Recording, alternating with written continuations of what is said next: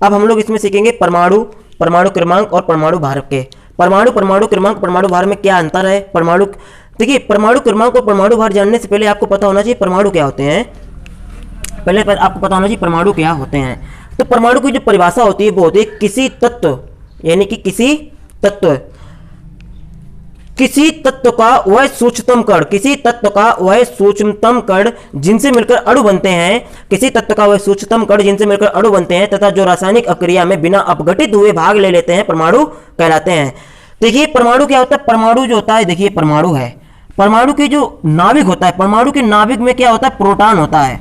परमाणु के नाभिक में क्या होता है, प्रोटॉन, प्रोटॉन। और प्रोटॉन पर कैसा आवेश होता है, धनावेश होता है। और परमाणु के नाभिक में न्यूट्रॉन भी होता है। परमाणु के नाभिक में प्रोटॉन और न्यूट्रॉन दोनों चीजें होती हैं। और परमाणु की जो बाहरी कक्षक होती है इसमें क्या होता है, इलेक्ट्रॉन होता है। और इलेक्ट्रॉन पर कैसा आवेश होता है, ऋणावेश होता है। कैसा आवेश होता है, ऋणावेश। तो आप लोग समझे कि परमाणु के नाभिक में क्या होता है, प्रोटॉन और न्यूट्रॉन। और परमाणु की जो बाहरी कक्षक होती है उनमें क्या, इलेक्ट्रॉन चक्कर लगाता रहता है। अब हम लोग सीखेंगे परमाणु क्रमांक के बारे में। आप परमाणु समझ गए हैं, परमाणु क्या होता है, परमाणु किस क्या है। अब हम लोग सीखेंगे परमाणु क्रमांक। परमाणु क्रमांक क्या है, किसी तत्व के परमाणु में समस्त ऋणावेश इकाइयां, किसी तत्व के परमाणु में समस्त ऋणावेश इकाइयां इलेक्ट्रॉनों की संख्या, क्योंकि ऋणावेश इकाइयां इलेक्ट्रॉन ही होती हैं। तो किसी तत्व के परमाणु में समस्त ऋणावेश इकाइयां यानी कि इलेक्ट्रॉनों की संख्या, यह नाभिक में उपस्थित समस्त प्रोटॉनों, यह नाभिक में उपस्थित समस्त धनावेश इकाइयों यानी प्रोटॉनों की संख्या को क्या कहते हैं, परमाणु क्रमांक कहते हैं। आप लोग एक बार फिर समझिए कि किसी तत्व के परमाणु में समस्त ऋणावेश इकाइयों यानी इलेक्ट्रॉनों की संख्या, यह नाभिक में उपस्थित समस्त धनावेश इकाइयों यानी प्रोटॉनों की संख्या को उस तत्व का परमाणु क्रमांक कहते हैं। अब इसका जो फार्मूला बनके तैयार हो रहा है, देखिए अगर आपने फार्मूला समझ लिया तो फिर आप परिभाषा फार्मूले से ही बना देंगे। परमाणु क्रमांक, परमाणु क्रमांक, परमाणु क्रमांक बराबर होता है प्रोटॉनों की संख्या, प्रोटॉनों की संख्या बराबर इलेक्ट्रॉनों की संख्या।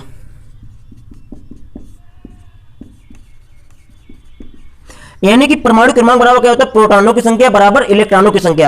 यानी कि प्रोटॉनों की संख्या और इलेक्ट्रॉनों की संख्या के बराबर क्या होता है, परमाणु क्रमांक।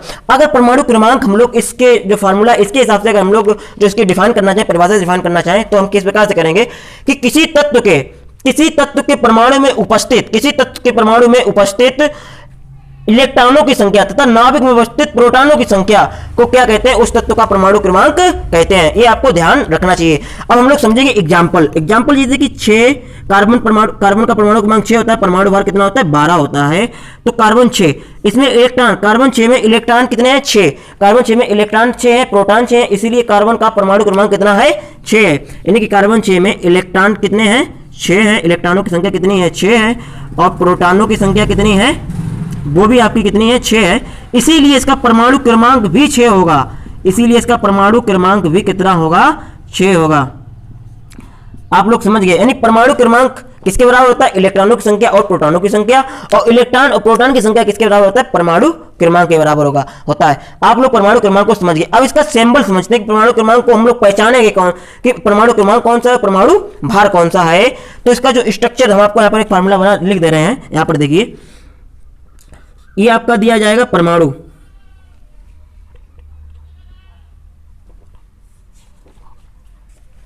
गोचा हटाई दो, गोचा जो नीचे करिए सब।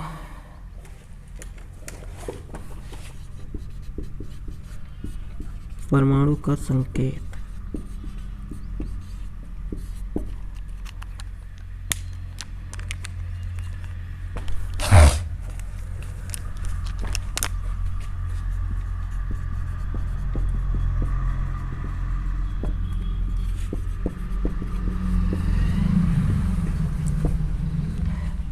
देखिए परमाणु का संकेत आपको दिया जाएगा। जो नीचे होगा वो क्या होगा, परमाणु क्रमांक होगा। जो ऊपर होगा वो क्या होगा, द्रव्यमान संख्या होगा। आप लोग समझ सकते हैं इसका फार्मूला, परमाणु का संकेत दिया जाएगा, ऊपर परमाणु द्रव्यमान संख्या यानी एटॉमिक मास, और नीचे एटॉमिक नंबर। आप लोगों ने अभी क्या समझा, परमाणु समझा, परमाणु की परिभाषा समझी। परमाणु में इलेक्ट्रॉन, प्रोटॉन और न्यूट्रॉन होते हैं। प्रोटॉन और न्यूट्रॉन कहाँ होते हैं, नाभिक में होते हैं। जबकि इलेक्ट्रॉन जो है परमाणु के आसपास जो है बाहरी कक्षक में होते हैं, इलेक्ट्रॉन चक्कर लगाते रहते हैं। फिर परमाणु क्रमांक आप लोगों ने सीखा कि किसी तत्व के परमाणु में समस्त ऋणावेश इकाइयों समस्त जड़ावेश इकाइयों, इलेक्ट्रॉनों की संख्या या नाभिक में उपस्थित समस्त धनावेश इकाइयों यानी प्रोटॉनों की संख्या को उस तत्व का परमाणु क्रमांक कहते हैं। परमाणु क्रमांक बराबर प्रोटॉनों की संख्या बराबर इलेक्ट्रॉनों की संख्या, यानी परमाणु क्रमांक बराबर इलेक्ट्रॉन की संख्या प्रोटॉन की संख्या आपस में कैसी होती है, बराबर होती है। तो अब हम लोग सीखेंगे परमाणु भार।